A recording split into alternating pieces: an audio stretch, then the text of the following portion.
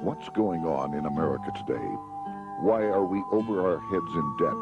Why can't the politicians bring debt under control?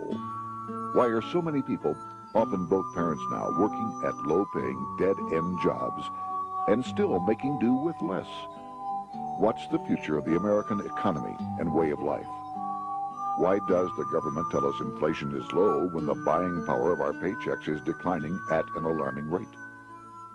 Only a generation ago, bread was a quarter, and you could get a new car for $19.95. The problem is that since 1864, we've had a debt-based banking system. All our money is based on government debt. We cannot extinguish government debt without extinguishing our money supply. That's why talk of paying off the national debt without reforming our banking system is an impossibility. That's why the solution does not lie in discussing the size of the national debt, rather it lies in reforming our banking system. This is the Federal Reserve headquarters in Washington. It sits on this very impressive address, right on Constitution Avenue, right across from the Lincoln Memorial. But is it federal? Is it really part of the United States government? Well, what we're about to show you is that there's nothing federal about the Federal Reserve, and there are no reserves. The name is a deception created back before the Federal Reserve Act was passed in 1913 to make Americans think that America's central bank operates in the public interest. The truth is that the Federal Reserve is a private bank owned by private stockholders and run purely for their private profit. That's exactly correct. The Fed is a privately owned for-profit corporation, which again has no reserves, at least no reserves available to back up the Federal Reserve notes, which is our common currency. Oh, absolutely. The Federal Reserve is neither federal and has doubtful reserves. It's a private bank that is owned by member banks. And it was chartered under the guise of deceit by an act of Congress in 1913. If there's still any doubt whether the Federal Reserve is a part of the U.S. government, check your local telephone book. In most cities, it is not listed in the blue government pages. It is listed in the business white pages right next to Federal Express, another private company. But more directly, U.S. courts have ruled time and time again that the Fed is a private corporation. Why can't Congress do something about the Fed? Most members of Congress just don't understand the system, and the few who do are afraid to speak up. For example, initially a veteran congressman from Chicago asked us if he could be interviewed for this video. However, both times our camera crew arrived at his office to do the interview, this was all we were able to film. The congressman never appeared, and eventually decided he no longer wanted to participate. But a few others in Congress have been bolder over the years. Here are 3 quick examples. In 1923, Representative Charles A. Lindbergh, a Republican from Minnesota, and father of the famed aviator Lucky Lindy, put it this way: the financial system has been turned over to the Federal Reserve Board.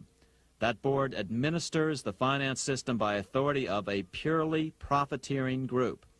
The system is private, conducted for the sole purpose of obtaining the greatest possible profits from the use of other people's money. One of the most outspoken critics in Congress of the Fed was the former chairman of the House Banking and Currency Committee during the Great Depression years. Lewis T. McFadden, Republican of Pennsylvania, said in 1932, "We have in this country one of the most corrupt institutions the world has ever known. I refer to the Federal Reserve Board. This evil institution has impoverished the people of the United States and has practically bankrupted our government. It has done this through the corrupt practices of the moneyed vultures who control it." Senator Barry Goldwater was a frequent critic of the Fed. Most Americans have no real understanding of the operation of the international moneylenders. The accounts of the Federal Reserve System have never been audited. It operates outside the control of Congress and manipulates the credit of the United States. The Federal Reserve really even though it is not part of the federal government, it is more powerful than the federal government. It's more powerful than the president, the Congress, and the courts. Now, a lot of people challenge me on that, but let me prove my case. The Federal Reserve determines what the average person's car payment is going to be, what their house payment is going to be, and whether they have a job or not. And I submit to you that that's total control. And the Federal Reserve is the largest single creditor of the United States government. What does Proverbs tell us? The borrower is servant to the lender. What one has to understand is that from the day the Constitution was adopted right up to today, the folks who profit from privately owned central banks, as Madison called them, the money changers, have fought a running battle for control over who gets to print America's money. Why is who prints the money so important? Think of money as just another commodity. If you have a monopoly on a commodity that everyone needs, everyone wants, and nobody has enough of, there are lots of ways to make a profit, and also exert tremendous political influence. That's what this battle is all about. Throughout the history of the United States, the money power has gone back and forth between Congress and some sort of privately owned central bank. The Founding Fathers knew the evils of a privately owned central bank. First of all, they had seen how the privately owned British central bank, the Bank of England, had run up the British national debt to such an extent that Parliament had been forced to place unfair taxes on the American colonies. In fact, as we'll see later, Ben Franklin claimed that this was the real cause of the American Revolution. Most of the Founding Fathers realized the potential dangers of banking and feared bankers' accumulation of wealth and power. Jefferson put it this way: I sincerely believe that banking institutions are more dangerous to our liberties than standing armies. The issuing power should be taken from the banks and restored to the people to whom it properly belongs. That succinct statement of Jefferson is, in fact, the solution to all our economic problems today. It bears repeating. The issuing power should be taken from the banks and restored to the people to whom it properly belongs. James Madison, the main author of the Constitution, agreed. Interestingly, he called those behind the central bank scheme money changers. Madison strongly criticized their actions. History records that the money changers have used every form of abuse, intrigue, deceit, and violent means possible to maintain their control over governments by controlling money and its issuance. The battle over who gets to issue our money has been the pivotal issue throughout the history of the United States. Wars are fought over it, depressions are caused to acquire it. Yet after World War I, this battle was rarely mentioned in newspapers or history books. Why? By World War I, the money changers, with their dominant wealth, had seized control of most of the nation's press. Throughout U.S. history, this battle over who gets the power to issue our money has raged. In fact, it's changed hands back and forth 8 times since 1764, yet this fact has virtually vanished from public view for over 3 generations behind a smokescreen emitted by Fed cheerleaders in the media. Until we stop talking about deficits and government spending and start talking about who controls how much money we have, it's all just a big shell game, a complete and utter deception. It won't matter if you pass an ironclad amendment to the Constitution mandating a balanced budget. Our situation is only going to get worse until we root out the cause at its source. What's the solution for our national problem? First of all, education. That's what this video presentation is all about. But secondly, we must act. We must take back the power to issue our own money. Issuing our own money is not a radical solution. I want to stress that. It's the same solution used at different points in U.S. history by men like Benjamin Franklin, Thomas Jefferson, Andrew Jackson, Martin Van Buren, and Abraham Lincoln. So, to sum it up, in 1913, Congress gave an independent central bank, deceptively named the Federal Reserve, a monopoly over issuing America's money. And the debt generated by this quasi-private corporation is what is killing the American economy. Though the Federal Reserve is now the most powerful central bank in the world, it was not the first. So where did this idea come from? To really understand the magnitude of the problem, we have to travel back to Europe. Just who are these money changers James Madison spoke of? In the Bible, 2,000 years ago, Jesus drove the money changers from the temple. It was the only time Jesus used force during his ministry. What were money changers doing in the temple?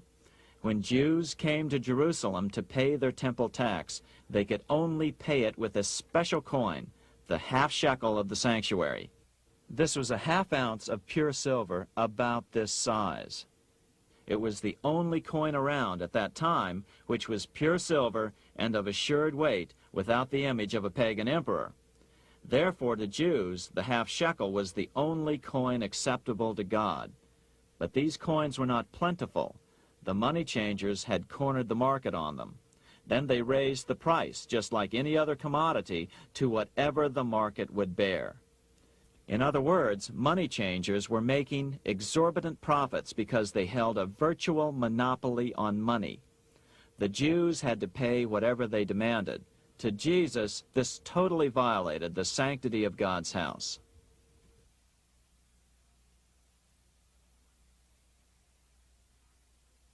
But the money-changing scam did not originate in Jesus' day. 200 years before Christ, Rome was having trouble with money changers. 2 early Roman emperors had tried to diminish the power of the money changers by reforming usury laws and limiting land ownership to 500 acres. They were both assassinated. In 48 BC, Julius Caesar took back the power to coin money from the money changers and minted coins for the benefit of all. With this new, plentiful supply of money, he built great public works projects. By making money plentiful, Caesar won the love of the common man. But the money changers hated him. Some believe this was an important factor in Caesar's assassination. One thing is for sure, with the death of Caesar came the demise of plentiful money in Rome. Taxes increased, as did corruption.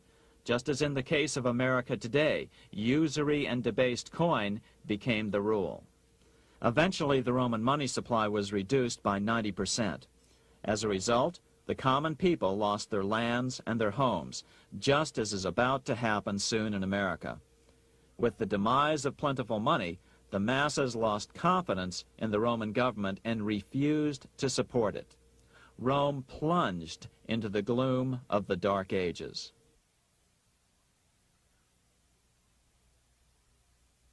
A 1,000 years after the death of Christ, money changers, those who loan out and manipulate the quantity of money, were active in medieval England. In fact, they were so active that acting together, they could manipulate the entire English economy. These were not bankers per se. The money changers generally were the goldsmiths. They were the first bankers because they started keeping other people's gold for safekeeping in their vaults. The first paper money was merely a receipt for gold left at the goldsmith. Paper money caught on because it was more convenient than carrying around a lot of heavy gold and silver coins. Eventually, goldsmiths noticed that only a small fraction of the depositors ever came in and demanded their gold at any one time. Goldsmiths started cheating on the system. They discovered that they could print more money than they had gold, and usually no one would be the wiser. Then they could loan out this extra money and collect interest on it. This was the birth of fractional reserve banking. That is, loaning out many times more money than you have assets on deposit. So, if $1,000 in gold were deposited with them, they could loan out about $10,000 in paper money and draw interest payments on it, and no one would ever discover the deception. By this means, goldsmiths gradually accumulated more and more wealth and used this wealth to accumulate more and more gold. Today, this practice of loaning out more money than there are reserves is known as fractional reserve banking. Every bank in the United States is allowed to loan out at least 10 times more money than they actually have. That's why they get rich on charging, let's say, 8% interest. It's not really 8% per year, which is their income. It's 80%. That's why bank buildings are always the largest in town. But does that mean that all interest or all banking should be illegal? Hardly. In the Middle Ages, canon law, the law of the Catholic Church, forbade charging interest on loans. This concept followed the teachings of Aristotle and St. Thomas Aquinas. They taught that the purpose of money was to serve the members of society, to facilitate the exchange of goods needed to lead a virtuous life. Interest, in their belief, hindered this purpose by putting an unnecessary burden on the use of money. In other words, interest was contrary to reason and justice. Reflecting church law in the Middle Ages, Europe forbade charging interest on loans and made it a crime called usury. As commerce grew, and therefore opportunities for investment arose in the late Middle Ages, it came to be recognized that to loan money had a cost for the lender, both in risk and in lost opportunity. So some charges were allowed, but not interest per se. But all moralists, no matter what religion, condemn fraud, oppression of the poor, and injustice as clearly immoral. As we will see, fractional reserve lending is rooted in a fraud, results in widespread poverty, and reduces the value of everyone else's money. The ancient goldsmiths discovered that extra profits could be made by rowing the economy between easy money and tight money. When they made money easier to borrow, then the amount of money in circulation expanded. Money was plentiful. People took out more loans to expand their businesses. But then the money changers would tighten the money supply. They would make loans more difficult to get. What would happen? Just what happens today. A certain percentage of people could not repay their previous loans and could not take out new loans to repay the old ones. Therefore, they went bankrupt and had to sell their assets to the goldsmiths for pennies on the dollar. The same thing is still going on today. Only today, we call this rowing of the economy up and down the business cycle. Like Julius Caesar, King Henry I of England finally resolved to take the money power away from the goldsmiths about 1100 AD. Henry could have used anything as money, seashells, feathers, or even yak dung, as is often done in remote Tibetan provinces. But he invented one of the most unusual money systems in history. It was called the tally stick system. Here I have one of the few surviving examples of this form of British money, which lasted 726 years until 1826, a tally stick. The tally system was adopted to avoid the monetary manipulation of the goldsmiths. Tally sticks were money fabricated out of sticks of polished wood. Notches were cut along one edge of the stick to indicate the denominations. Then the stick was split lengthwise through the notches so that both pieces still had a record of the notches. The king kept one half to protect against counterfeiting. Then he would spend the other half into the economy and they would circulate as money. This particular tally stick is huge. It represented 25,000 pounds. One of the original stockholders in the Bank of England purchased his original shares with this stick. In other words, he bought shares in the world's richest and most powerful corporation with a stick of wood. It's ironic that after its formation in 1694, the Bank of England attacked the tally stick system because it was money outside the power of the money changers, just as King Henry had wanted it to be. Why do people accept sticks of wood for money? That's a great question. Throughout history, people traded anything they thought had value and used as money. You see, the secret is that money is only what people agree on to use as money. What's our paper money today? It's really just paper. But here's the trick. King Henry ordered that tally sticks had to be used to pay the king's taxes. This built-in demand for tally sticks immediately made them circulate and be accepted as money. And they worked well. In fact, no other form of money has worked so well for so long as tally sticks. Keep in mind, the British Empire was built under the tally stick system. The tally stick system succeeded despite the fact that the money changers constantly attacked it by offering the metal coin system as competition. In other words, metal coins never went completely out of circulation, but tally sticks hung on because they were good for the payment of taxes. Finally, in the 1500s, King Henry VIII relaxed the laws concerning usury, and the money changers wasted no time reasserting themselves. They quickly made their gold and silver money plentiful for a few decades. But when Queen Mary took the throne and tightened the usury laws again, the money changers renewed the hoarding of gold and silver coins, forcing the economy to plummet. When Queen Mary's sister, Queen Elizabeth I, took the throne, she was determined to regain control over English money. Her solution was to issue gold and silver coins from the public treasury and take the control over the money supply away from the money changers. Although control over money was not the only cause of the English Revolution in 1642, religious differences fueled the conflict. Monetary policy played a major role. Financed by the money changers, Oliver Cromwell finally overthrew King Charles, purged the Parliament, and put the king to death.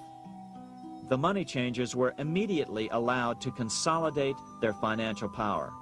The result was that for the next 50 years, the money changers plunged Great Britain into a series of costly wars. They took over a square mile of property in the center of London, known as the City of London. This area today is still known as one of the 3 predominant financial centers of the world. Conflicts with the Stuart kings led the money changers in England to combine with those in the Netherlands to finance the invasion of William of Orange, who overthrew the Stuarts in 1688 and took the English throne.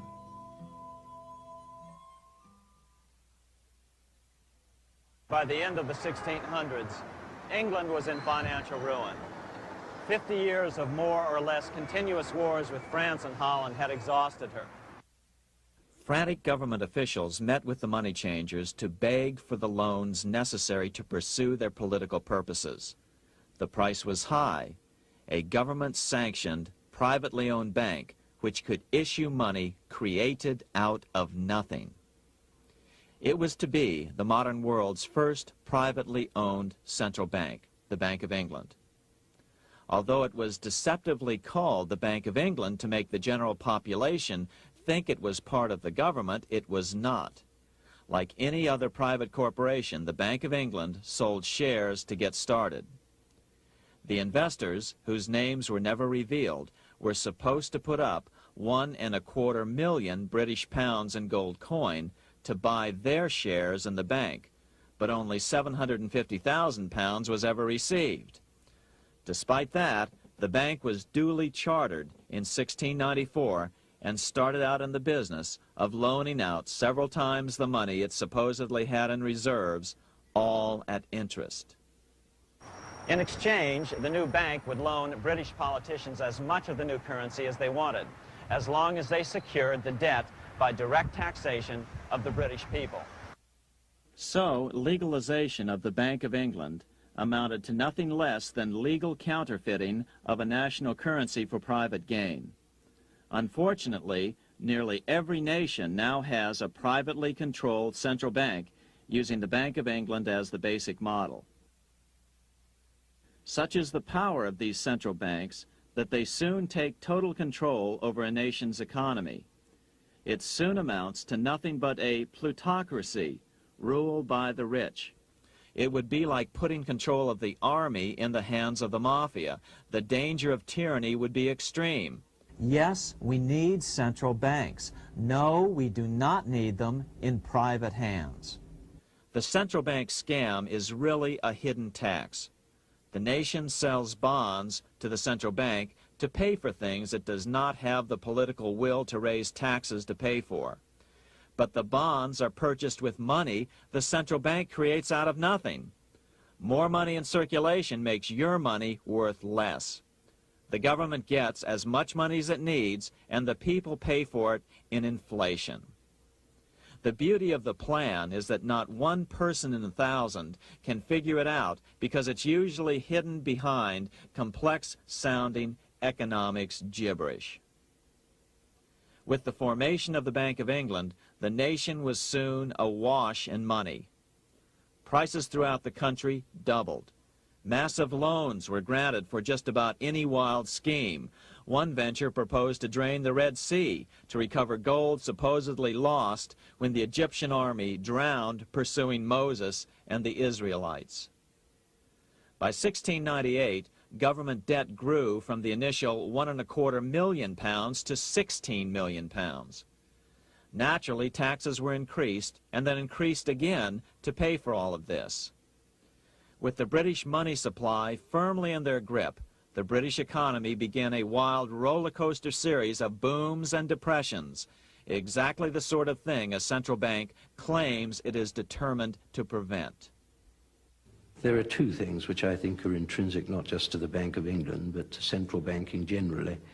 The first is an involvement in the formulation of monetary policy with the specific objective of achieving monetary stability. However, since the Bank of England took control, the British pound has rarely been stable. Now let's take a look at the role of the Rothschild family, the family said to be the wealthiest in the world.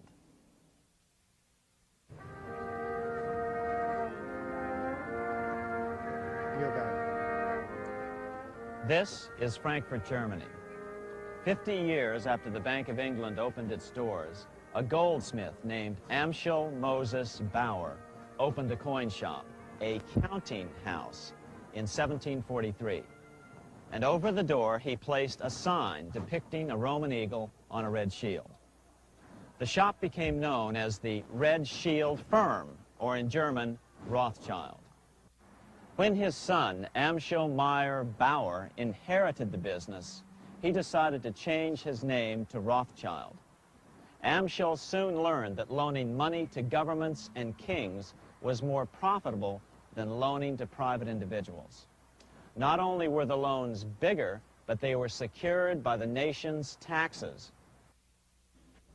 Mayer Rothschild had 5 sons. He trained them all in the skills of money creation, then sent them out to the major capitals of Europe to open branch offices of the family banking business. His first son, Amschel Meyer, stayed in Frankfurt to mind the hometown bank. His second son, Solomon, was sent to Vienna. His third son, Nathan, was clearly the most clever. He was sent to London at age 21 in 1798, 100 years after the founding of the Bank of England. His fourth son, Karl, went to Naples, and his fifth son, Jacob, went to Paris. In 1785, Mayer Amschel moved his entire family to this larger house, a 5-story dwelling he shared with the Schiff family. This house was known as the Green Shield. The Rothschilds and the Schiffs would play a central role in the rest of European financial history and in that of the United States. The Rothschilds broke into dealings with European royalty here at Wilhelmshof, the palace of the wealthiest man in Germany, in fact, the wealthiest monarch in all Europe, Prince William of Hesse-Kassel. At first, the Rothschilds were only helping William speculate in precious coins. But when Napoleon chased Prince William into exile, he sent £550,000, a gigantic sum at that time, to Nathan Rothschild in London with instructions for him to buy consols, British government bonds, also called government stock. But Rothschild used the money for his own purposes. With Napoleon on the loose, the opportunities of wartime investments were nearly limitless. William returned here sometime prior to the Battle of Waterloo in 1815. He summoned Rothschild and demanded his money back. The Rothschilds returned William's money with the interest the British consuls would have paid him had the investment actually been made.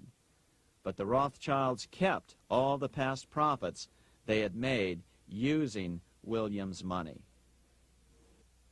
Nathan Rothschild later bragged that in the 17 years he'd been in England, he'd increased his original £20,000 stake given to him by his father by 2,500 times. By cooperating within the family, the Rothschilds soon grew unbelievably wealthy. By the mid-1800s, they dominated all European banking and were certainly the wealthiest family in the world. They financed Cecil Rhodes, making it possible for him to establish a monopoly over the diamond and gold fields of South Africa. In America, they financed the Harrimans and railroads, the Vanderbilts and railroads and the press, and Carnegie in the steel industry, among many others. In fact, during World War I, J.P. Morgan was thought to be the richest man in America. But after his death, it was discovered that he was actually only a lieutenant of the Rothschilds. Once Morgan's will was made public, it was discovered that he owned only 19% of J.P. Morgan companies.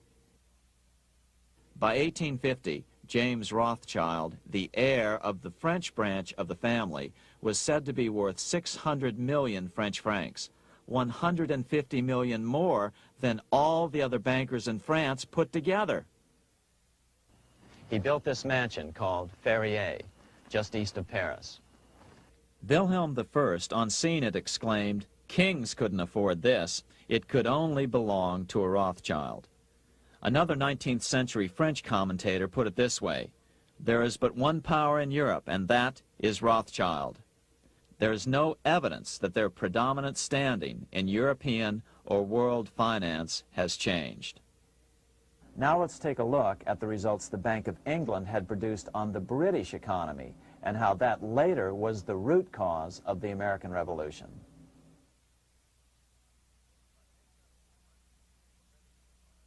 By the mid-1700s, the British Empire was nearing its height of power around the world. But Britain had fought 4 costly wars in Europe since the creation of their privately owned central bank, the Bank of England. The cost had been high. To finance these wars, the British Parliament here had borrowed heavily from the bank.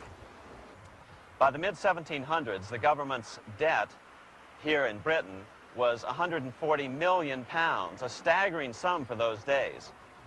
Consequently, the British government embarked on a program of trying to raise revenues from their American colonies in order to make their interest payments to the bank. But in America, it was a different story.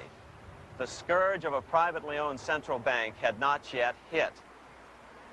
This is Independence Hall in Philadelphia, where the Declaration of Independence and Constitution were signed.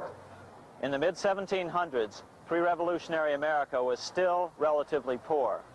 There was a severe shortage of precious metal coins to trade for goods, so the early colonists were forced to experiment with printing their own homegrown paper money. Some of these experiments were successful.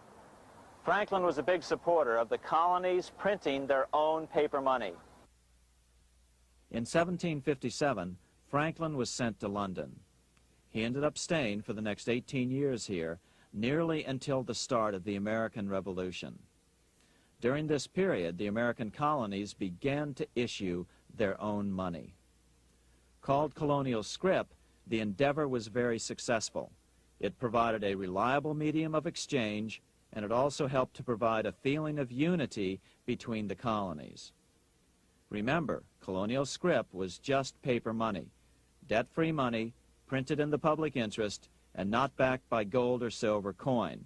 In other words, it was a totally fiat currency.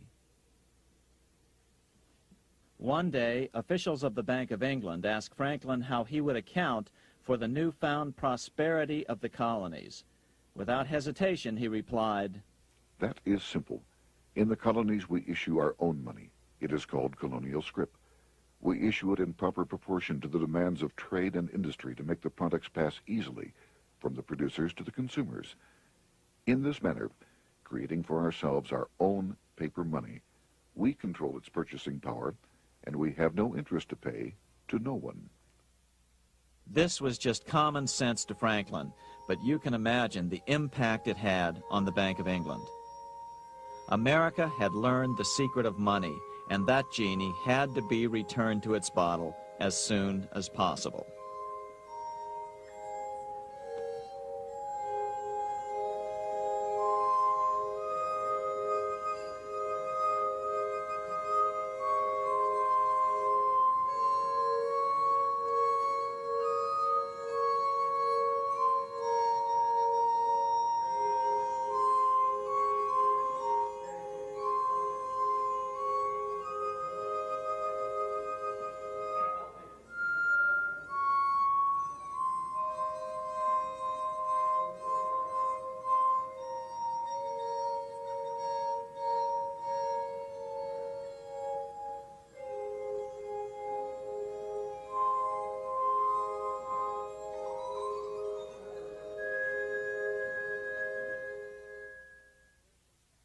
As a result, Parliament hurriedly passed the Currency Act of 1764. This prohibited colonial officials from issuing their own money and ordered them to pay all future taxes in gold or silver coins. In other words, it forced the colonies on a gold or silver standard. For those who still believe that a gold standard is the answer for America's current monetary problems, look what happened to America after that. Writing in his autobiography, Franklin said, "In 1 year, the conditions were so reversed that the era of prosperity ended and a depression set in to such an extent that the streets of the colonies were filled with unemployed." Franklin claims that this was even the basic cause for the American Revolution. As Franklin put it in his autobiography, The colonies would gladly have borne a little tax on tea and other matters had it not been that England took away from the colonies their money, which created unemployment and dissatisfaction. The inability of the colonists to get the power to issue their own money permanently out of the hands of George III and the international bankers was the prime reason for the Revolutionary War. by the time the first shots were fired in Lexington, Massachusetts, on April 19, 1775, the colonies had been drained of gold and silver coin by British taxation. As a result, the Continental government had no choice but to print money to finance the war. At the start of the Revolution, the U.S. money supply stood at $12 million. By the end of the war, it was nearly $500 million. As a result, the currency was virtually worthless. Shoes sold for $5,000 a pair. Colonial scrip had worked because just enough was issued to facilitate trade. As George Washington lamented, a wagon load of money will scarcely purchase a wagon load of provisions. Today, those who support a gold-backed currency point to this period during the Revolution to demonstrate the evils of a fiat currency. But remember, the same currency had worked so well 20 years earlier during times of peace that the Bank of England had Parliament outlaw it. Towards the end of the Revolution, the Continental Congress, meeting here at Independence Hall, grew desperate for money. In 1781, they allowed Robert Morris, their financial superintendent, to open a privately owned central bank. Incidentally, Morris was a wealthy man who had grown wealthier during the Revolution by trading in war materials. Called the Bank of North America, the new bank was closely modeled after the Bank of England. It was allowed to practice fractional reserve banking. That is, it could lend out money it didn't have, then charge interest on it. If you or I were to do that, we would be charged with fraud, a felony. The bank's charter called for private investors to put up $400,000 worth of initial capital. But when Morris was unable to raise the money, he brazenly used his political influence to have gold deposited in the bank, which had been loaned to America by France. He then loaned this money to himself and his friends to reinvest in shares of the bank. And, like the Bank of England, the bank was given a monopoly over the national currency. Soon the dangers became clear. The value of American currency continued to plummet. So, 4 years later, in 1785, the bank's charter was not renewed. The leader of the effort to kill the bank, William Findley of Pennsylvania, explained the problem this way, quote, "This institution, having no principle but that of avarice, will never be varied in its object, to engross all the wealth, power, and influence of the state."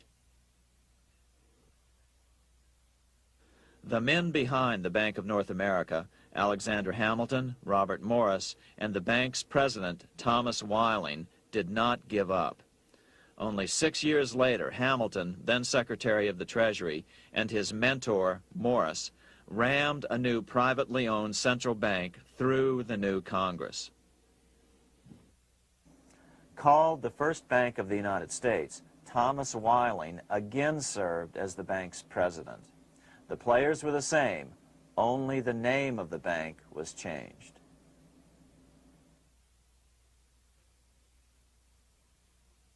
In 1787, colonial leaders assembled in Philadelphia to replace the ailing Articles of Confederation.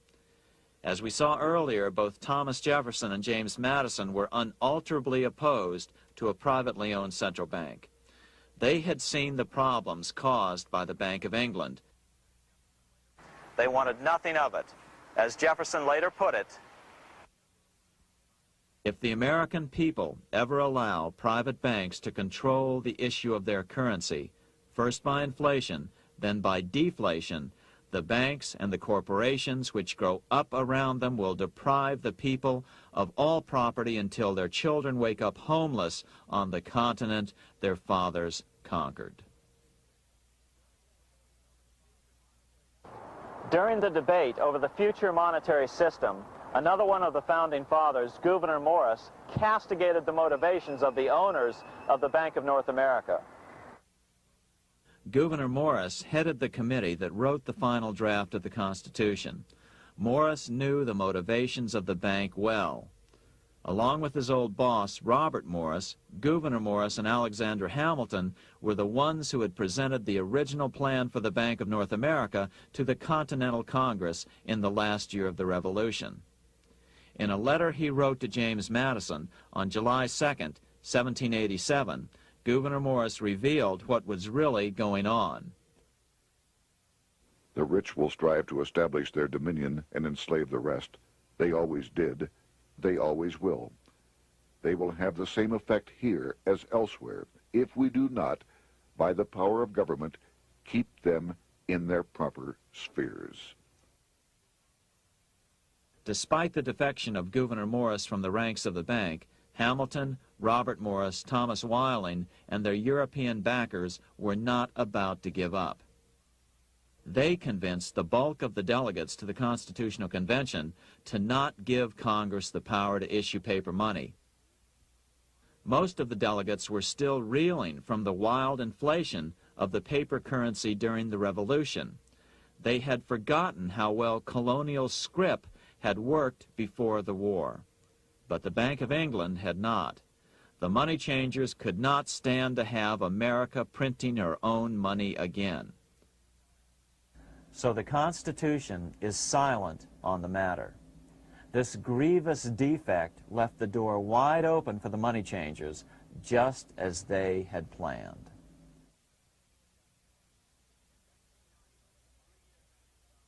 In 1790, less than 3 years after the Constitution had been signed, the money changers struck again. The newly appointed first Secretary of the Treasury, Alexander Hamilton, proposed a bill to the Congress calling for a new, privately owned central bank. Coincidentally, that was the very year that Amschel Rothschild made his pronouncement from his flagship bank in Frankfurt. Let me issue and control a nation's money, and I care not who writes the laws. Alexander Hamilton was a tool of the international bankers, and he wanted to create the U.S. Bank, the BUS, or the Bank of the United States, and did so. Interestingly, one of Hamilton's first jobs after graduating from law school in 1782 was as an aide to Robert Morris, the head of the Bank of North America. In fact, the year before, Hamilton had written Morris a letter saying, "A national debt, if it is not excessive, will be to us a national blessing." A blessing to whom?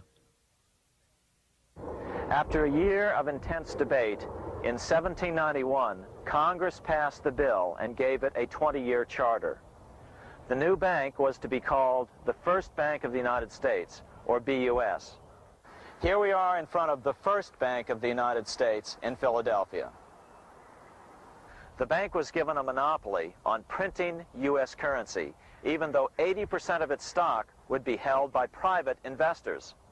The other 20% would be purchased by the U.S. government. But the reason was not to give the government a piece of the action. It was to provide the capital for the other 80% owners. As with the old Bank of North America and the Bank of England before that, the stockholders never paid the full amount for their shares. The U.S. government put up their initial $2 million in cash. Then the bank, through the old magic of fractional reserve lending, made loans to its charter investors so they could come up with the remaining $8 million of capital needed for this risk-free investment. Like the Bank of England, the name of the Bank of the United States was deliberately chosen to hide the fact that it was privately controlled. And like the Bank of England, the names of the investors in the bank were never revealed. Many years later, it was a common saying that the Rothschilds were the power behind the old Bank of the United States. The bank was sold to Congress as a way to bring stability to the banking system and eliminate inflation. So what happened? Over the first 5 years, the U.S. government borrowed $8.2 million from the Bank of the United States. In the same 5-year period, prices rose by 72%. Jefferson, as the new Secretary of State, watched the borrowing with sadness and frustration, unable to stop it. I wish it were possible to obtain a single amendment to our Constitution, taking from the federal government the power of borrowing. Millions of Americans feel the same way today. They watch in helpless frustration as the federal government borrows the American economy into oblivion. So, although it was called the First Bank of the United States, it was not the first attempt at a privately owned central bank in this country. As with the Bank of North America, the government put up most of the cash to get this private bank going, then the bankers loaned the money to each other to buy the remaining stock in the bank. It was a scam, plain and simple, and they wouldn't be able to get away with it for long. But first, we have to travel back to Europe to see how a single man was able to manipulate the entire British economy by obtaining the first news of Napoleon's final defeat.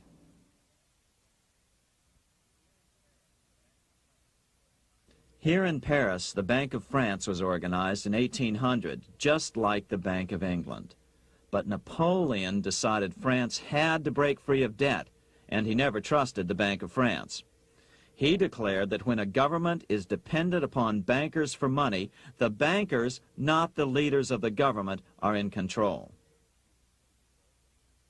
The hand that gives is above the hand that takes. Money has no motherland. Financiers are without patriotism and without decency. Their sole object is gain. Back in America, unexpected help was about to arrive. In 1800, Thomas Jefferson narrowly defeated John Adams to become the third president of the United States. By 1803, Jefferson and Napoleon had struck a deal. The U.S. would give Napoleon $3 million in gold in exchange for a huge chunk of territory west of the Mississippi River, the Louisiana Purchase. With that $3 million, Napoleon quickly forged an army and set off across Europe, conquering everything in his path. But the Bank of England quickly rose to oppose him. They financed every nation in his path, reaping the enormous profits of war. Prussia, Austria, and finally Russia all went heavily into debt in a futile attempt to stop Napoleon. 4 years later, with the main French army in Russia, 30-year-old Nathan Rothschild, the head of the London office of the Rothschild family, personally took charge of a bold plan to smuggle a much-needed shipment of gold right through France to finance an attack by the Duke of Wellington from Spain. Nathan later bragged at a dinner party in London that it was the best business he'd ever done. Little did he know that he would do much better business in the near future. Wellington's attacks from the south and other defeats eventually forced Napoleon to abdicate, and Louis XVIII was crowned king. Napoleon was exiled to Elba, a tiny island off the coast of Italy, supposedly exiled from France forever. While Napoleon was in exile on Elba, temporarily defeated by England with the financial help of the Rothschilds, America was trying to break free of its central bank as well.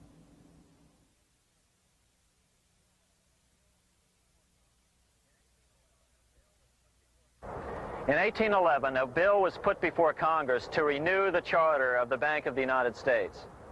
The debate grew very heated, and the legislatures of both Pennsylvania and Virginia passed resolutions asking Congress to kill the bank. The press corps of the day attacked the bank openly, calling it a great swindle, a vulture, a viper, and a cobra. Oh, to have an independent press once again in America.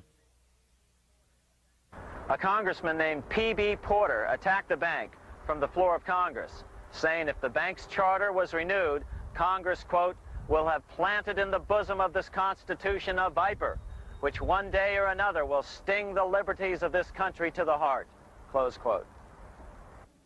Prospects didn't look that good for the bank. Some writers have even claimed that Nathan Rothschild warned that the United States would find itself involved in a most disastrous war if the bank's charter were not renewed. But it wasn't enough. When the smoke had cleared, the renewal bill was defeated by a single vote in the House and was deadlocked in the Senate. By now, America's fourth president, James Madison, was in the White House. Remember, Madison was a staunch opponent of the bank. His vice president, George Clinton, broke a tie in the Senate and sent the bank into oblivion. Within 5 months, England attacked the U.S., and the War of 1812 was on. But the British were still busy fighting Napoleon, and so the War of 1812 ended in a draw in 1814. Though the money changers were temporarily down, they were far from out. It would take them only another 2 years to bring back their bank bigger and stronger than ever.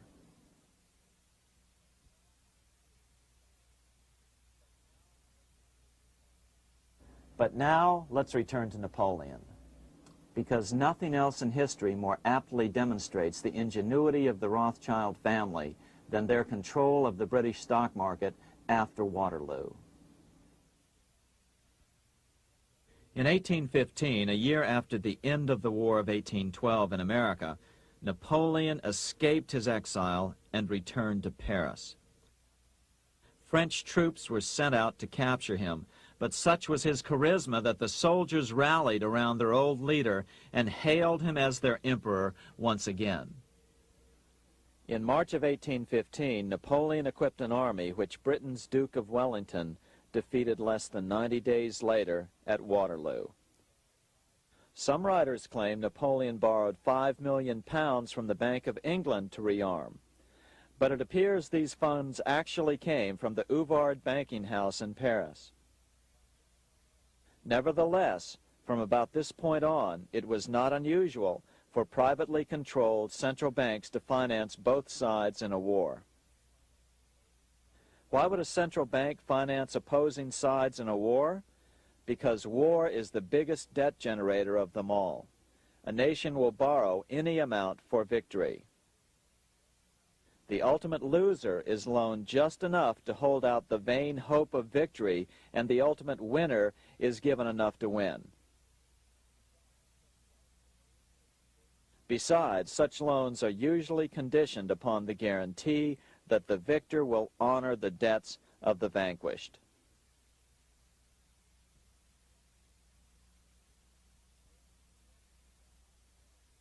This is the Waterloo battlefield about 200 miles northeast of Paris in what today is Belgium.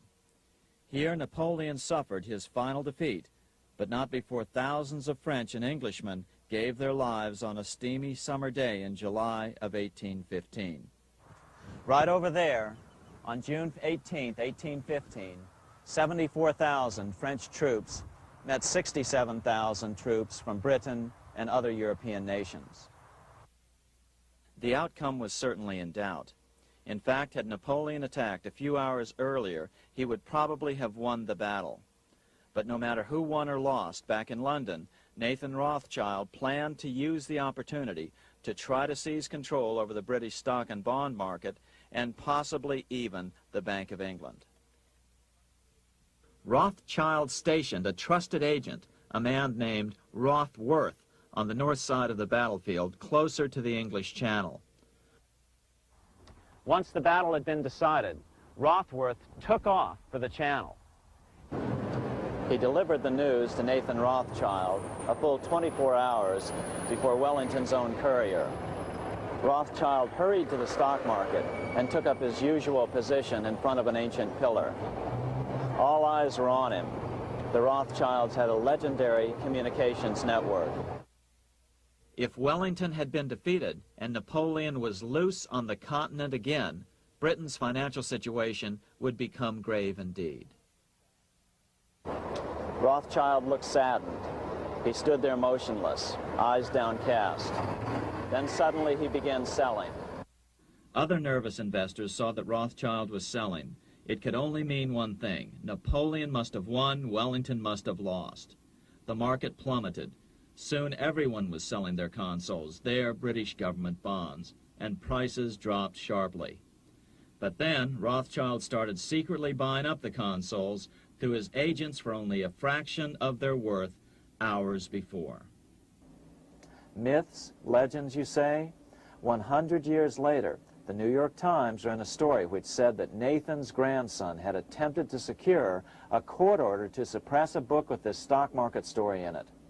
The Rothschild family claimed the story was untrue and libelous, but the court denied the Rothschilds' request and ordered the family to pay all court costs.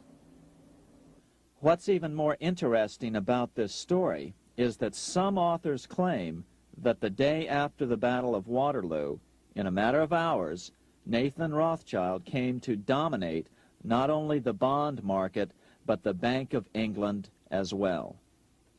Whether or not the Rothschild family seized control of the Bank of England, the first privately owned central bank in a major European nation and the wealthiest, one thing is certain.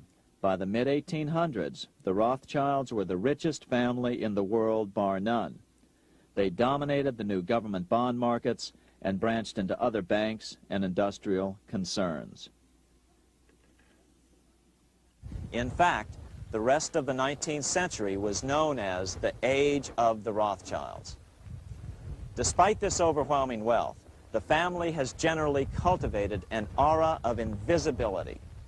Although the family controls scores of industrial, commercial, mining, and tourist corporations, only a handful bear the Rothschild name.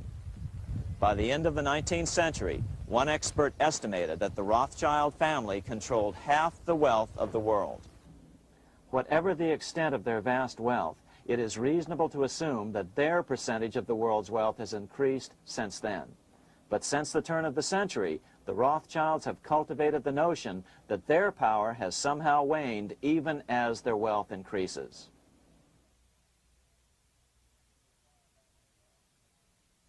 Meanwhile, back in Washington in 1816, just 1 year after Waterloo and Rothschild's alleged takeover of the Bank of England, the American Congress passed a bill permitting yet another privately owned central bank.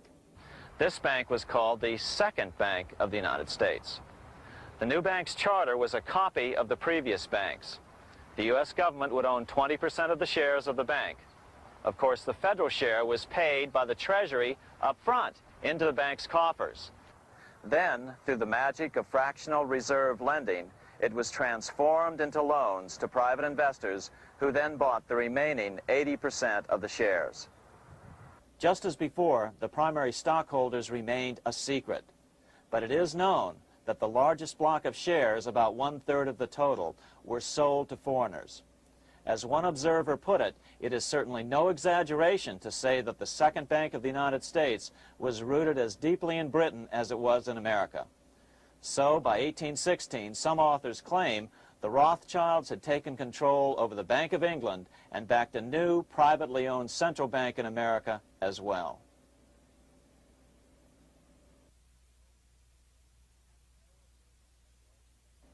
After 12 years of manipulations of the U.S. economy on the part of the Second Bank of the U.S., the American people had had just about enough.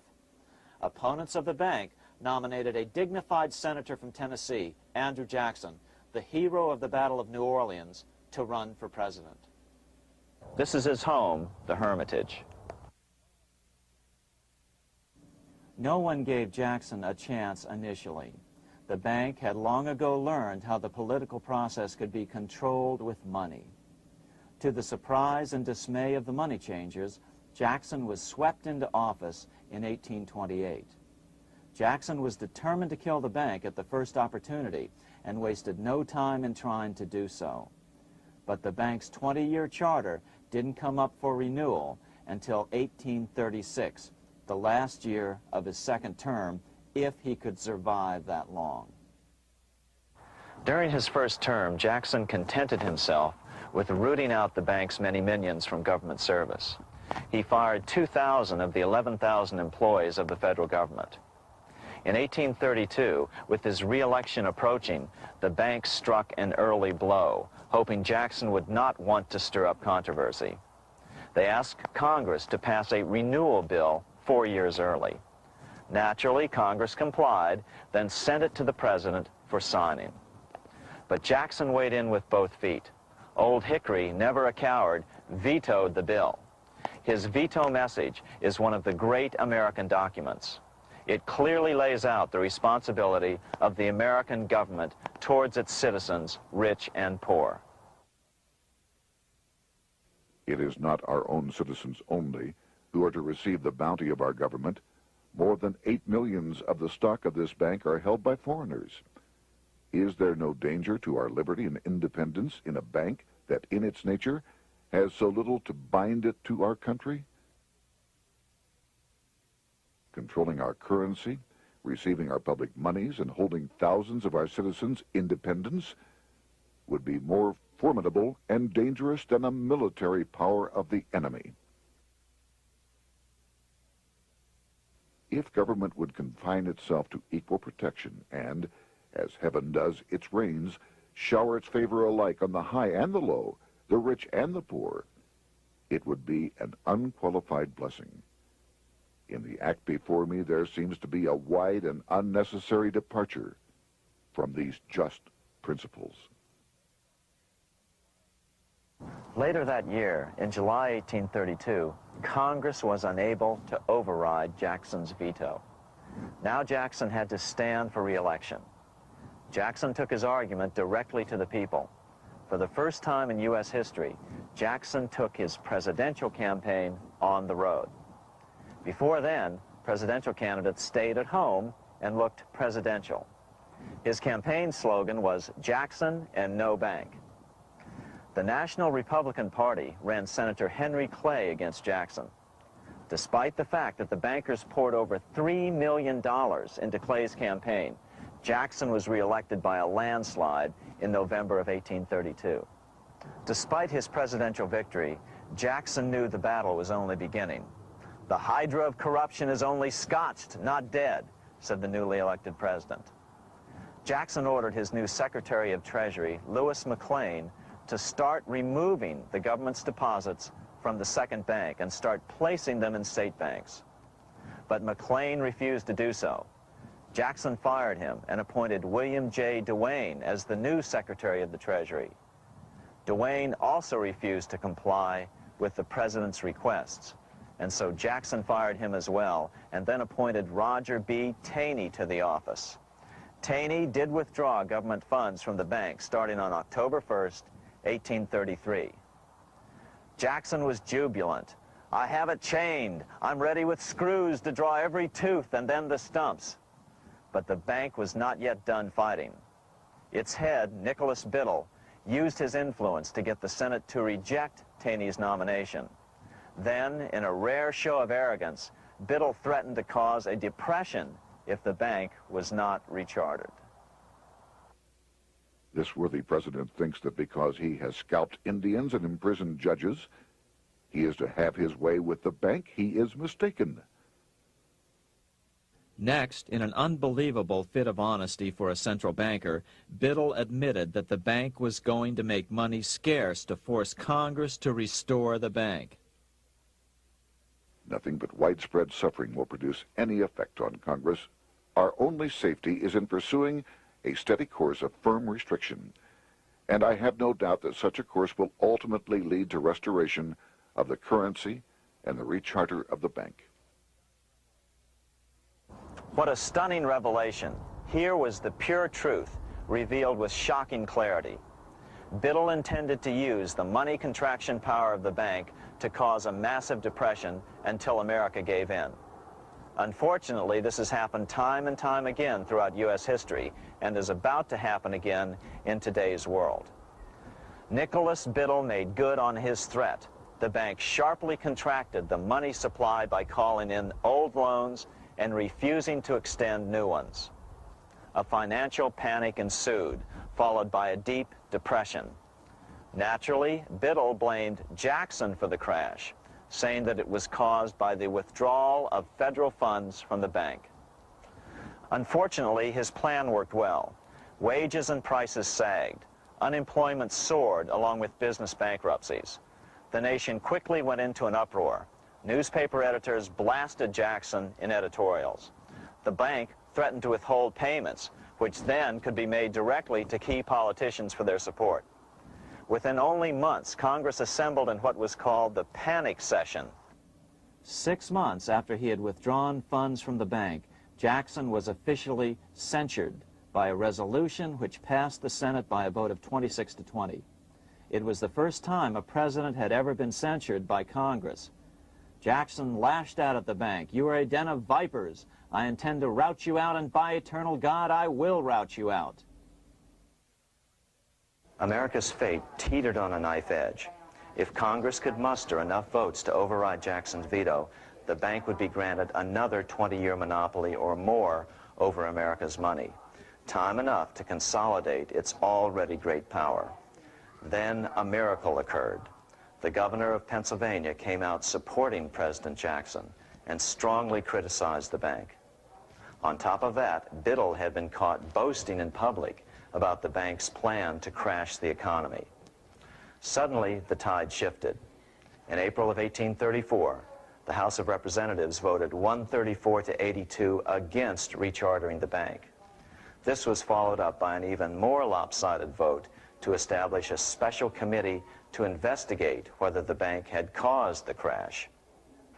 When the investigating committee arrived at the bank's door in Philadelphia, armed with a subpoena to examine the books, Biddle refused to give them up.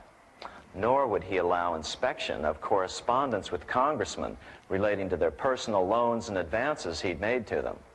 He also refused to testify before the committee back in Washington. On January 8th, 1835, Jackson paid off the final installment on the national debt, which had been necessitated by allowing the banks to issue currency for government bonds rather than simply issuing treasury notes without such debt. He was the only president to ever pay off the debt. A few weeks later, on January 30th, 1835, an assassin by the name of Richard Lawrence tried to shoot President Jackson, but by the grace of God, both pistols misfired. Lawrence was later found not guilty by reason of insanity. After his release, he bragged to friends that powerful people in Europe had put him up to the task and promised to protect him if he were caught. The following year, when its charter ran out, the Second Bank of the United States ceased functioning as the nation's central bank. Biddle was later arrested and charged with fraud. He was tried and acquitted, but died shortly thereafter while still tied up in civil suits. After his second term as president, Jackson retired here to the Hermitage outside of Nashville to live out his life. He is still remembered here for his determination to kill the bank.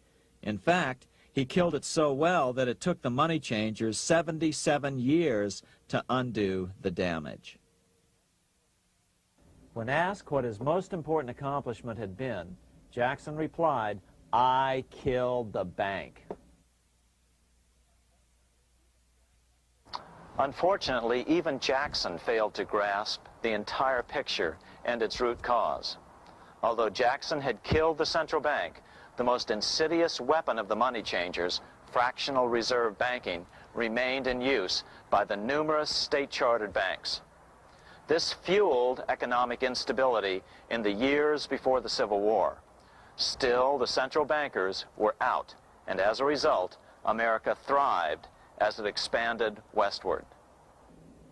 During this time, the principal money changers struggled to regain their lost centralized power, but to no avail. Then, finally, they reverted to the old central bankers' formula: war to create debt and dependency. If they couldn't get their central bank any other way, America could be brought to its knees by plunging it into a civil war, just as they had done in 1812 after the first Bank of the United States was not rechartered.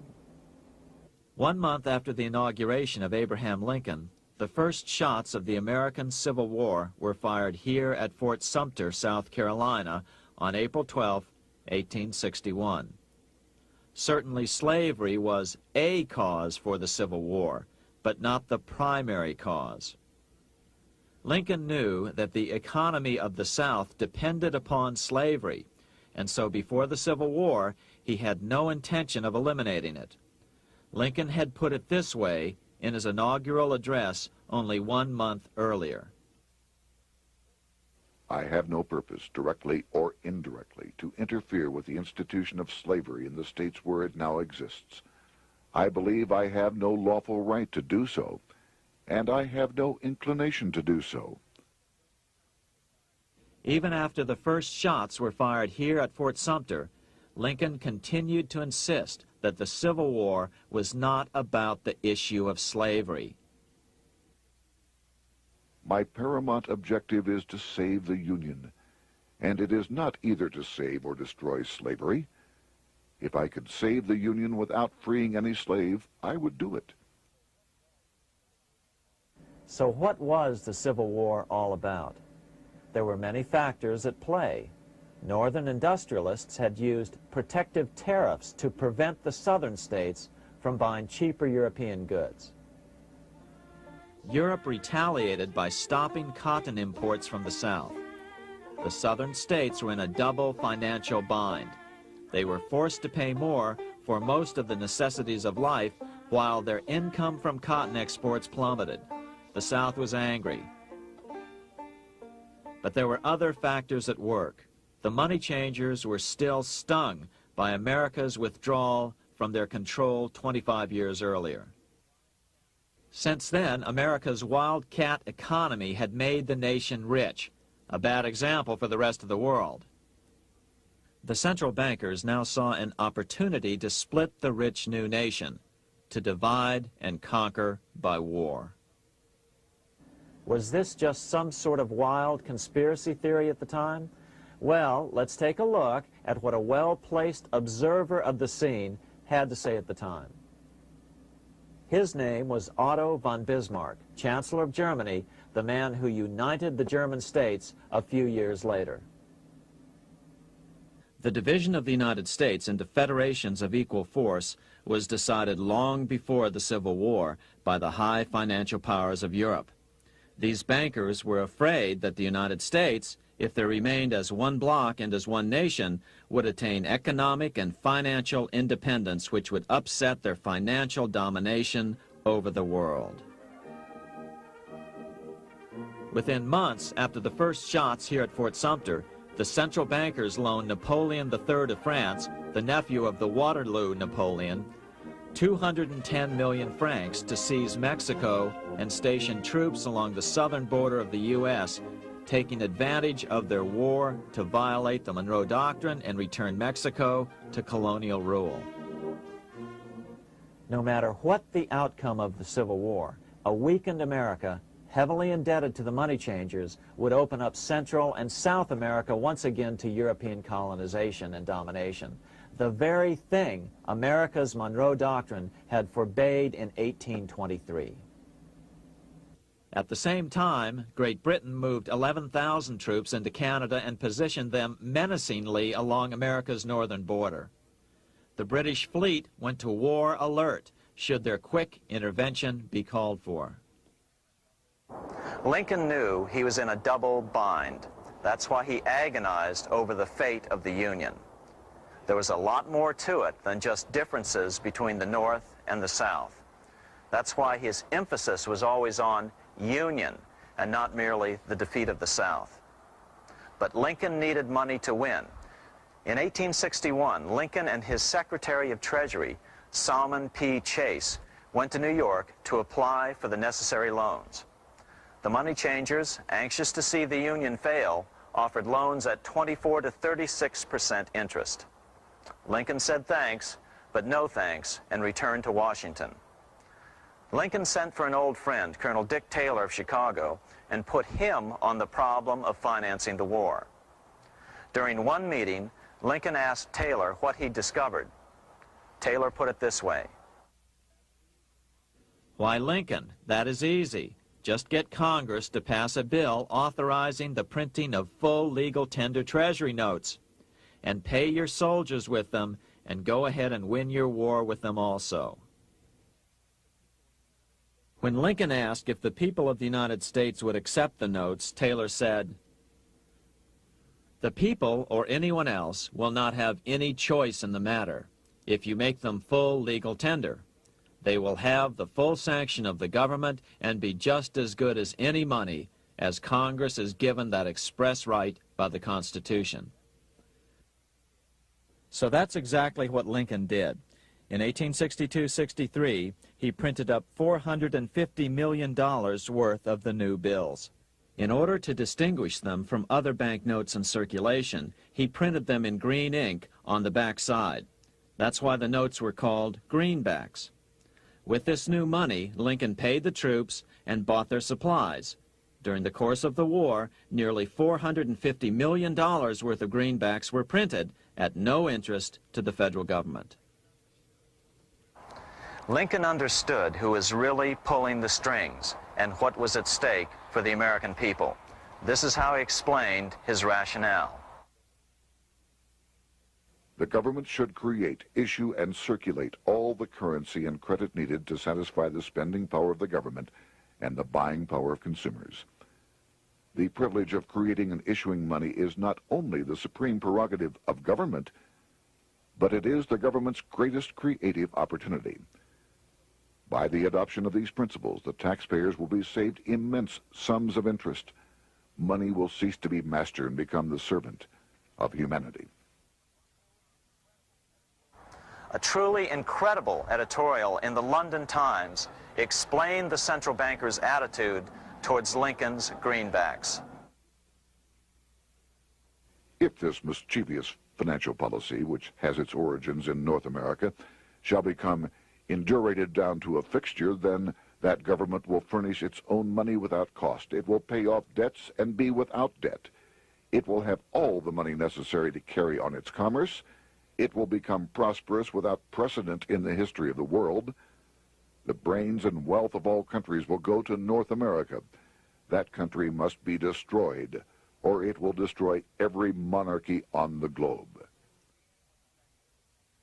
The scheme was effective, so effective that the next year, 1863, with Federal and Confederate troops beginning to mass for the decisive battle of the Civil War, and the Treasury in need of further congressional authority to issue more greenbacks, Lincoln allowed the bankers to push through the National Bank Act. These new national banks would operate under a virtual tax-free status and collectively had the exclusive monopoly power to create the new form of money, banknotes. Though greenbacks continued to circulate, their numbers were not increased. But most importantly, from this point on, the entire U.S. money supply would be created out of debt by bankers buying U.S. government bonds and issuing them for reserves for banknotes. As historian John Kenneth Galbraith explained it, in numerous years following the war, the federal government ran a heavy surplus. It could not, however, pay off its debt, retire its securities, because to do so meant there would be no bonds to back the national banknotes. To pay off the debt was to destroy the money supply. Later in 1863, Lincoln got some unexpected help from Tsar Alexander II of Russia. The Tsar, like Bismarck in Germany, knew what the international money changers were up to and had steadfastly refused to let them set up a central bank in Russia. If America survived and was able to remain out of their clutches, the Tsar's position would remain secure. If the bankers were successful at dividing America and giving the pieces back to Great Britain and France, both nations under control of their central banks, eventually they would threaten Russia again. So the Tsar gave orders that if either England or France actively intervened and gave aid to the South, Russia would consider such action as a declaration of war. He did the same with part of his Pacific Fleet and sent them to port in San Francisco. Lincoln was reelected the next year, 1864. Had he lived, he would surely have killed the national bank's money monopoly extracted from him during the war. On November 21st, 1864, he wrote a friend the following. The money power preys upon the nation in times of peace and conspires against it in times of adversity. It is more despotic than monarchy, more insolent than autocracy, more selfish than bureaucracy. Shortly before Lincoln was murdered, his former Secretary of Treasury, Salmon P. Chase, bemoaned his role in helping secure the passage of the National Banking Act only 1 year earlier. My agency in promoting the passage of the National Banking Act was the greatest financial mistake in my life. It has built up a monopoly which affects every interest in the country.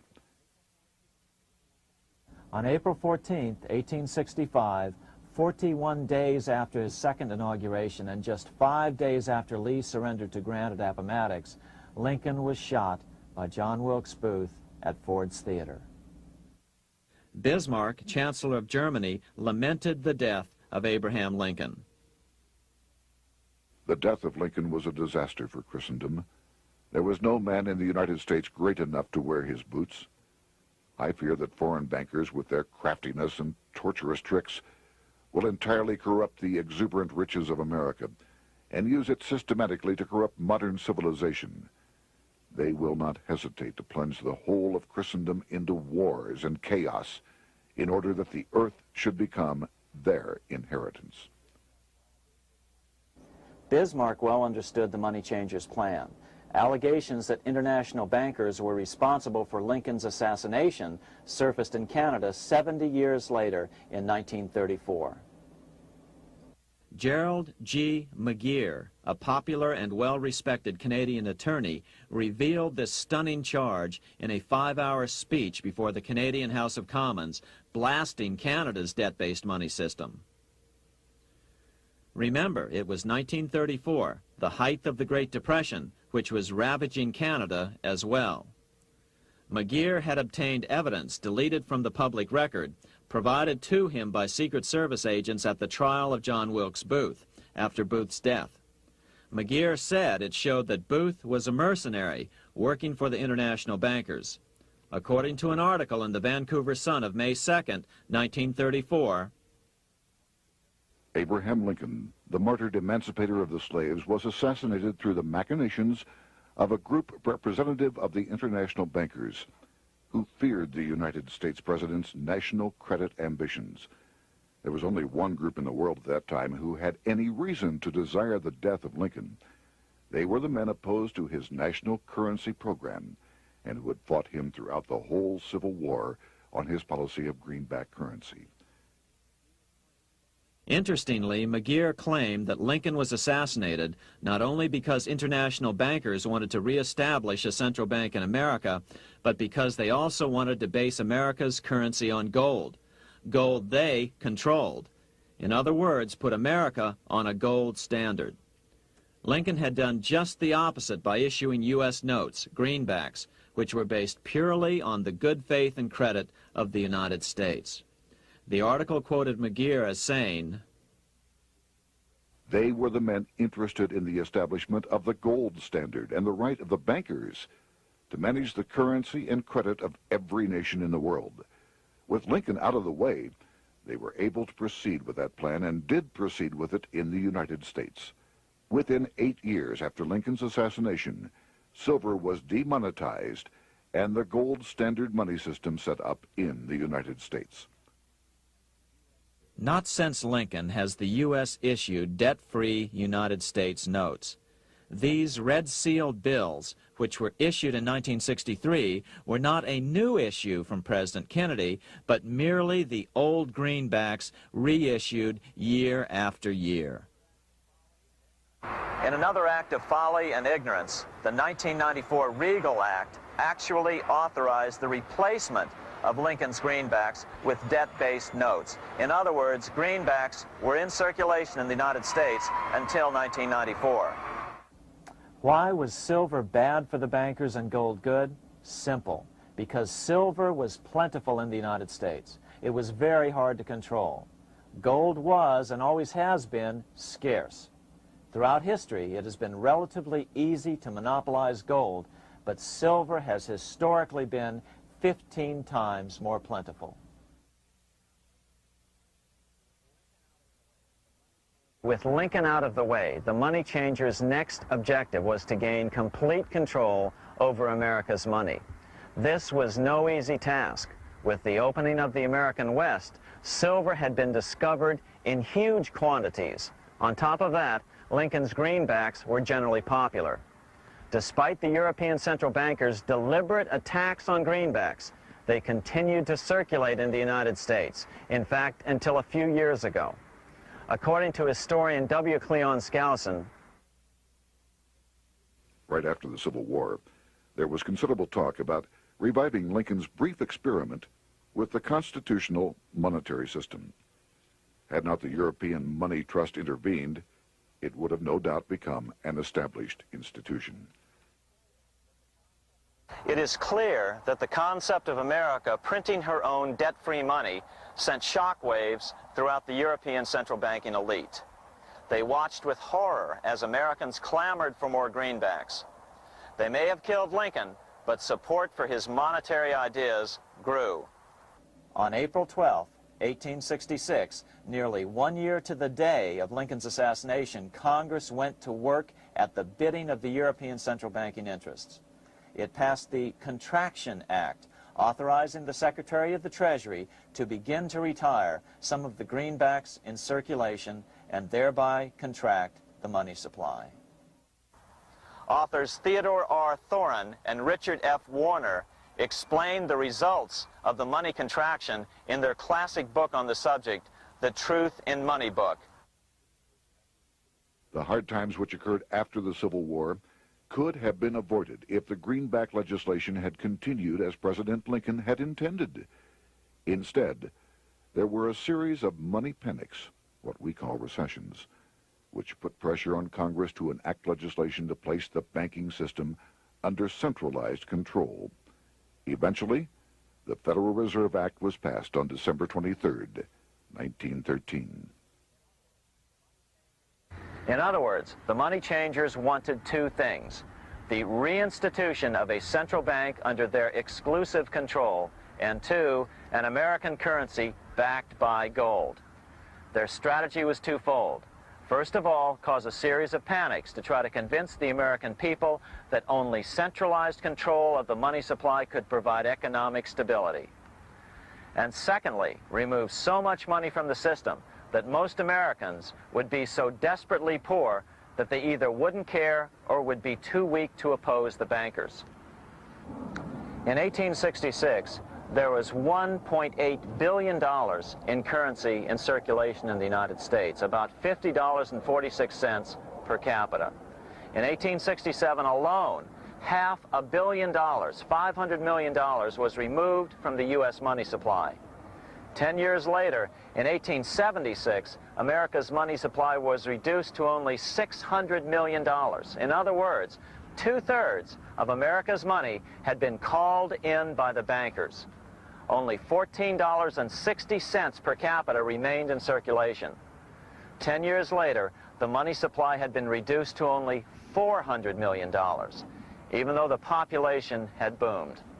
The result was that only $6.67 per capita remained in circulation, a 760% loss in buying power over 20 years. Today, economists try to sell the idea that recessions and depressions are a natural part of something they call the business cycle. The truth is, our money supply is manipulated now just as it was before and after the Civil War. How did this happen? How did money become so scarce? Simple.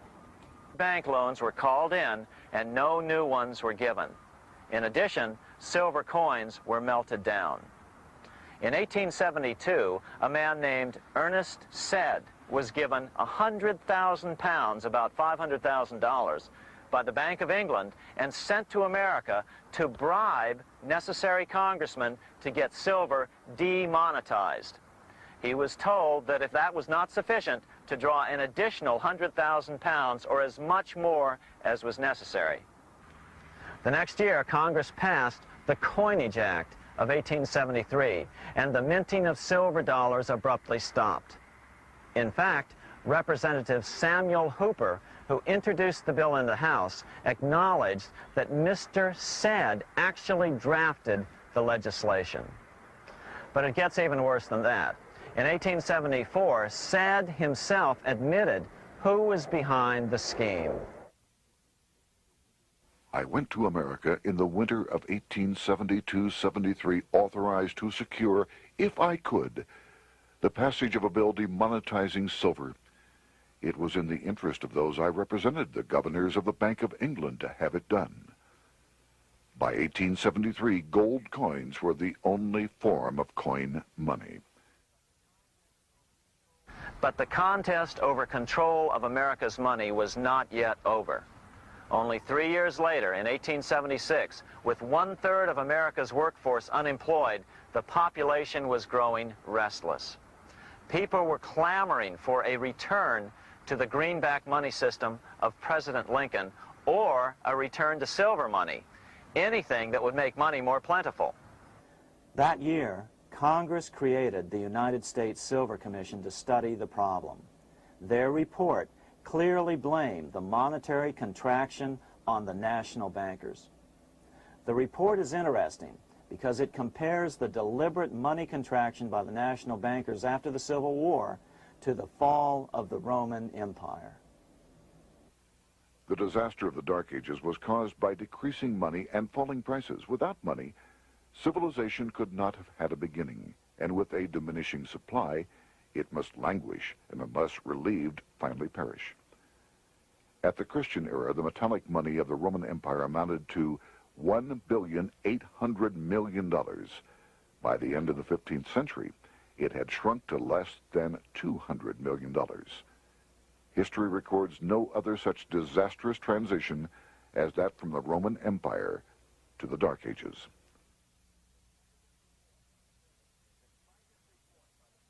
Despite this report by the Silver Commission, Congress took no action.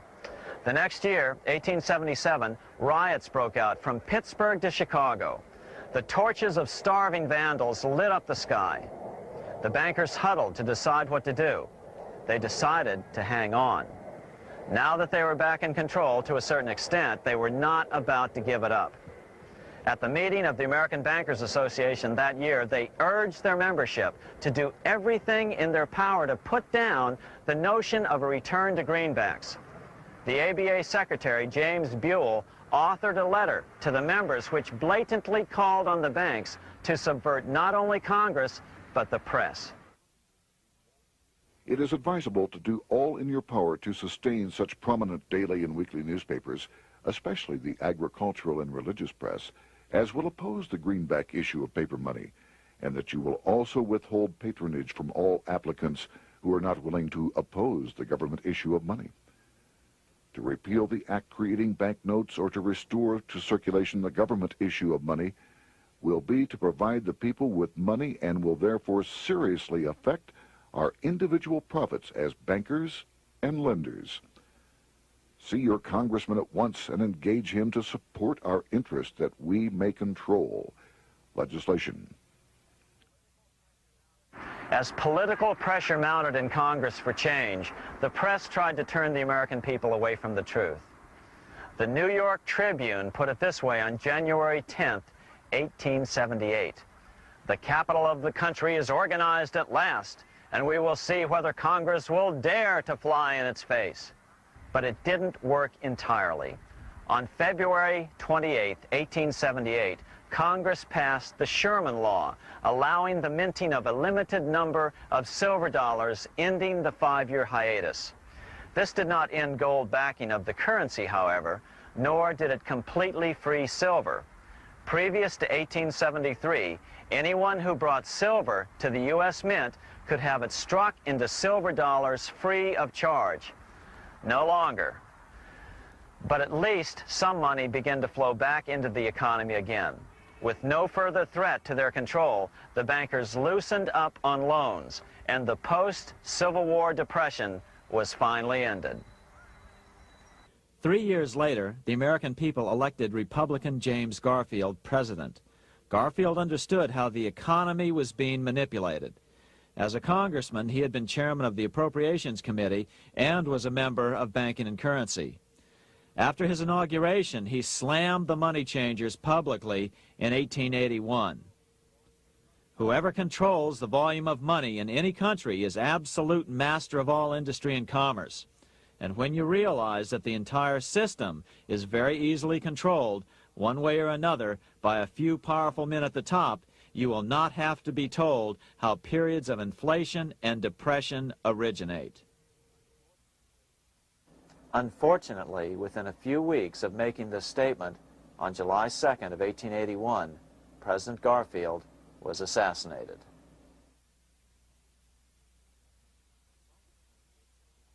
The money changers were gathering strength fast. They began a periodic fleecing of the flock, as they called it, by creating economic booms followed by further depressions so they could buy up thousands of homes and farms for pennies on the dollar. In 1891, the money changers prepared to take the American economy down again, and their methods and motives were laid out with shocking clarity in a memo sent out by the American Bankers Association, the ABA, an organization in which most bankers were members. Notice that this memo called for bankers to create a depression on a certain date 3 years in the future. According to the congressional record, here's how it read in part.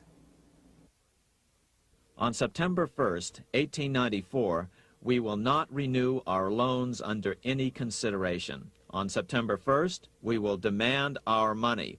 We will foreclose and become mortgagees in possession. We can take 2/3 of the farms west of the Mississippi and thousands of them east of the Mississippi as well at our price. Then the farmers will become tenants, as in England. These depressions could be controlled because America was on the gold money standard.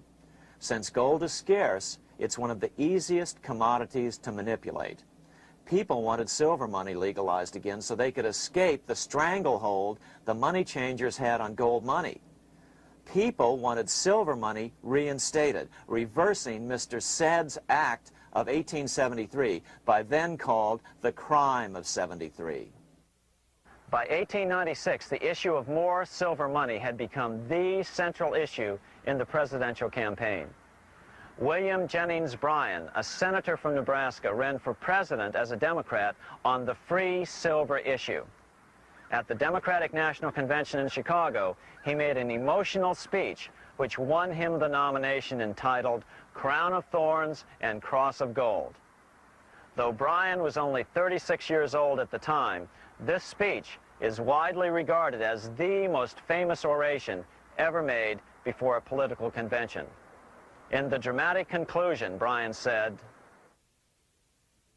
"We will answer their demand for a gold standard by saying to them, you shall not press down upon the brow of labor this crown of thorns. You shall not crucify mankind upon a cross of gold."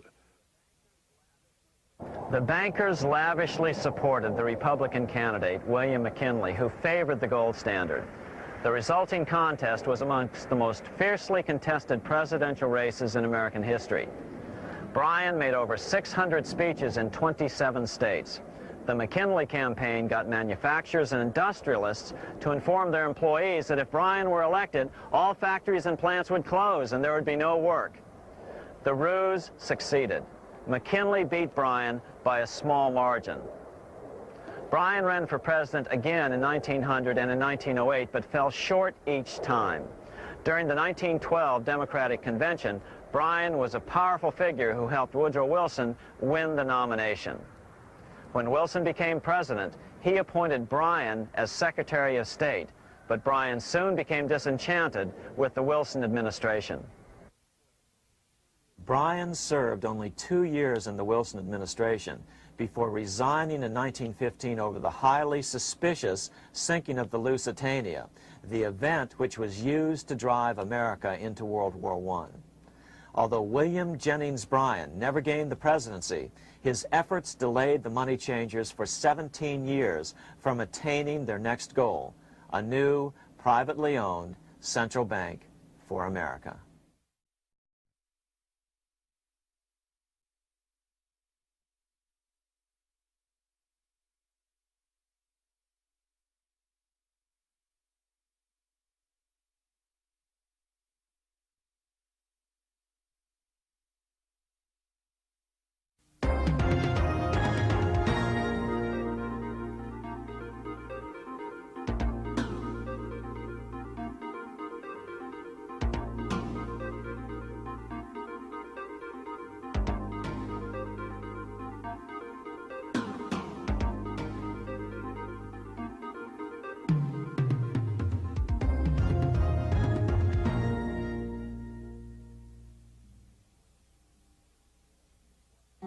What's going on in America today?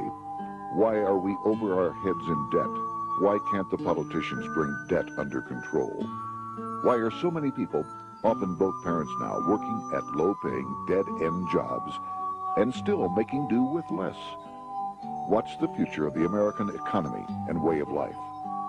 Why does the government tell us inflation is low when the buying power of our paychecks is declining at an alarming rate? Only a generation ago, bread was a quarter, and you could get a new car for $19.95. The problem is that since 1864, we've had a debt-based banking system. All our money is based on government debt. We cannot extinguish government debt without extinguishing our money supply. That's why talk of paying off the national debt without reforming our banking system is an impossibility. That's why the solution does not lie in discussing the size of the national debt, rather it lies in reforming our banking system.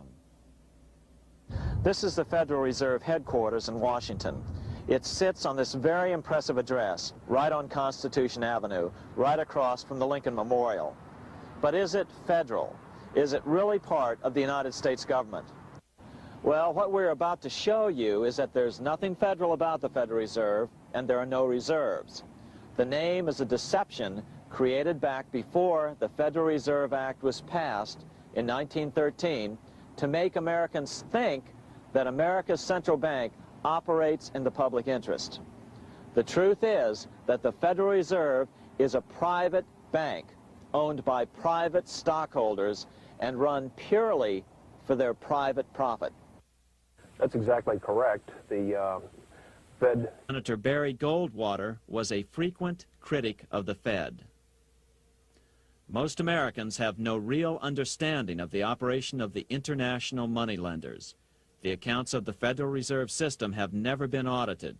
It operates outside the control of Congress and manipulates the credit of the United States. The Federal Reserve really, even though it is not part of the federal government, it is more powerful than the federal government. It's more powerful than the President, the Congress, and the courts. Now, a lot of people challenge me on that, but let me prove my case. The Federal Reserve determines what the average person's car payment is going to be, what their house payment is going to be, and whether they have a job or not. And I submit to you that that's total control. And the Federal Reserve is the largest single creditor of the United States government. What does Proverbs tell us? The borrower is servant to the lender. What one has to understand is that from the day the Constitution was adopted right up to today, the folks who profit from privately owned central banks, as Madison called them, the money changers, have fought a running battle for control over who gets to print America's money. Why is who prints the money so important? Think of money as just another commodity. If you have a monopoly on a commodity that everyone needs, everyone wants, and nobody has enough of, there are lots of ways to make a profit, and also exert tremendous political influence. That's what this battle is all about. Throughout the history of the United States, the money power has gone back and forth between Congress and some sort of privately owned central bank. The Founding Fathers knew the evils of a privately owned central bank. First of all, they had seen how the privately owned British central bank, the Bank of England, had run up the British national debt to such an extent that Parliament had been forced to place unfair taxes on the American colonies. In fact, as we'll see later, Ben Franklin claimed that this was the real cause of the American Revolution. Most of the Founding Fathers realized the potential dangers of banking and feared bankers' accumulation of wealth and power. Jefferson put it this way: I sincerely believe that banking institutions are more dangerous to our liberties than standing armies. The issuing power should be taken from the banks and restored to the people to whom it properly belongs. That succinct statement of Jefferson is, in fact, the solution to all our economic problems today. It bears repeating. The issuing power should be taken from the banks and restored to the people to whom it properly belongs. James Madison, the main author of the Constitution, agreed. Interestingly, he called those behind the central bank scheme money changers. Madison strongly criticized their actions. History records that the money changers have used every form of abuse, intrigue, deceit, and violent means possible to maintain their control over governments by controlling money and its issuance. The battle over who gets to issue our money has been the pivotal issue throughout the history of the United States. Wars are fought over it, depressions are caused to acquire it. Yet after World War I, this battle was rarely mentioned in newspapers or history books. Why? By World War I, the money changers, with their dominant wealth, had seized control of most of the nation's press. Throughout U.S. history, this battle over who gets the power to issue our money has raged. In fact, it's changed hands back and forth 8 times since 1764. Yet this fact has virtually vanished from public view for over 3 generations behind a smokescreen emitted by Fed cheerleaders in the media. Until we stop talking about deficits and government spending and start talking about who controls how much money we have, it's all just a big shell game, a complete and utter deception. It won't matter if you pass an ironclad amendment to the Constitution mandating a balanced budget. Our situation is only going to get worse until we root out the cause at its source. What's the solution for our national problem? First of all, education. That's what this video presentation is all about. But secondly, we must act. We must take back the power to issue our own money. Issuing our own money is not a radical solution. I want to stress that. It's the same solution used at different points in U.S. history by men like Benjamin Franklin, Thomas Jefferson, Andrew Jackson, Martin Van Buren, and Abraham Lincoln. So, to sum it up, in 1913, Congress gave an independent central bank, deceptively named the Federal Reserve, a monopoly over issuing America's money, and the debt generated by this quasi-private corporation is what is killing the American economy. Though the Federal Reserve is now the most powerful central bank in the world, it was not the first. So where did this idea come from? To really understand the magnitude of the problem, we have to travel back to Europe. Just who are these money changers James Madison spoke of? In the Bible, 2,000 years ago, Jesus drove the money changers from the temple. It was the only time Jesus used force during his ministry. What were money changers doing in the temple? When Jews came to Jerusalem to pay their temple tax, they could only pay it with a special coin, the half shekel of the sanctuary. This was a half ounce of pure silver about this size. It was the only coin around at that time which was pure silver and of assured weight without the image of a pagan emperor. Therefore, to Jews, the half shekel was the only coin acceptable to God. But these coins were not plentiful. The money changers had cornered the market on them. Then they raised the price, just like any other commodity, to whatever the market would bear. In other words, money changers were making exorbitant profits because they held a virtual monopoly on money. The Jews had to pay whatever they demanded. To Jesus, this totally violated the sanctity of God's house.